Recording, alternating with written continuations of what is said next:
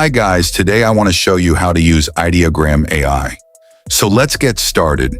And before that, just don't forget to like and subscribe and leave a comment on my YouTube videos.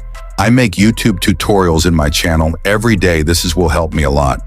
So let's get started. So Ideogram AI is a tool that helps you generate stunning logos and images with a single prompt. So type in Google Ideogram AI. Click on the first result that appears to you. Now let's head over to logo, for example, and ask Ideogram AI to generate a logo for my construction site company. So here are the logos that he made. It's a very good result. You can also ask him to generate restaurant logo and wait for your logo to be generated here.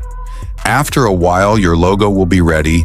Let's see it together and see how it looks like now.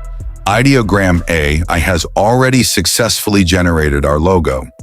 For example, Burger House, you can create up to 4 generations or types of logos for the same prompt. And that's it, guys. Thanks for watching and see you in the next video.